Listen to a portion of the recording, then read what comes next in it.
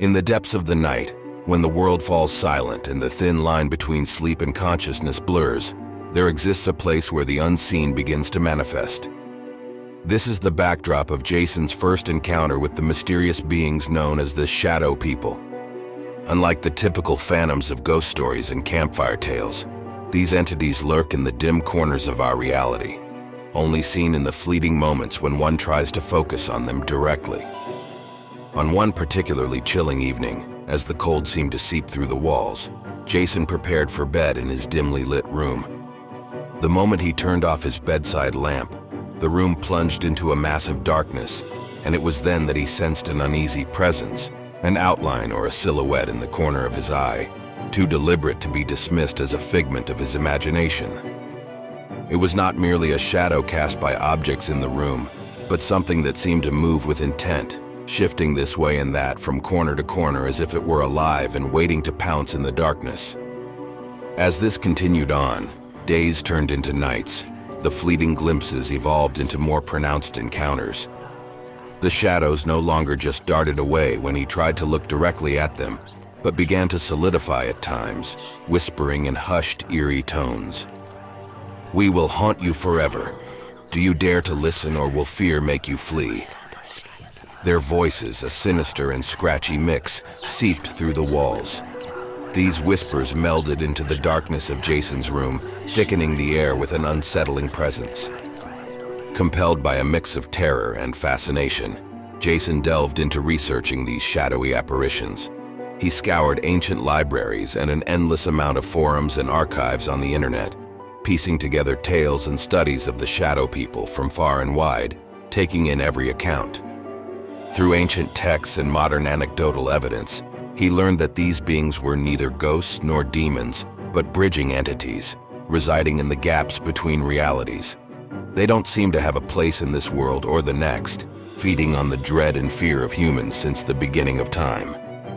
As the nights continued, each encounter grew more intense, the whispers growing more aggressive and the shadows becoming clearer with every peek from under the covers. Driven to the brink of his own sanity, Jason resolved one night to confront whatever it was that was haunting him. The next night he began to prepare for bed, the atmosphere thick with anticipation. He could feel their eyes on him once again. This time he was ready. He gathered his courage to look toward the darkness, his voice firm despite being shaky and fearful. "Get out of my home. You don't belong here. Get out," he demanded. Out of the inky blackness, a figure slowly took form, more distinct than any shadow he had seen yet. Its eyes flickered with a menacing red glow. In a deep, resonant voice that filled the room, the figure spoke. "We are Legion. We thrive on your terror." Despite the overwhelming urge to cower and run, Jason found strength in his defiance. "I'm not afraid of you. You can't scare me anymore," he declared with a surge of courage. To his astonishment, the shadow's form began to waver, its edges dissolving like smoke. A false sense of peace descended upon the room as the whispers ceased and the weight of unseen gazes lifted.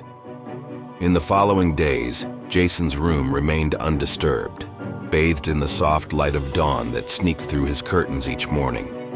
He felt a temporary relief, yet a part of him remained tense, a whisper of doubt nagging at him, suggesting the quiet was nothing more than a lull in an ongoing war between good and evil.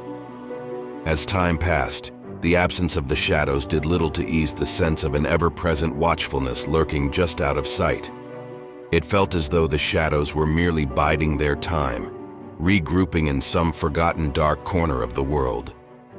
Night after night, Jason prepared for their return, each evening laying down with the resignation that the true essence of his fear and terror might just be an eternal engagement with the unseen. Each encounter with the darkness served as a stark reminder to Jason that although he might prevail in these nightly skirmishes, the enduring battle against the shadowy figures lurking at the fringes of reality was far from over. As Jason lay in his bed staring into the dim corners of his room, he realized the true nature of his struggle. It was not just a battle against the shadows, but an ongoing war against the unknown itself, a war that demands constant vigilance and offers no final victories. Thank you for joining me on this eerie journey.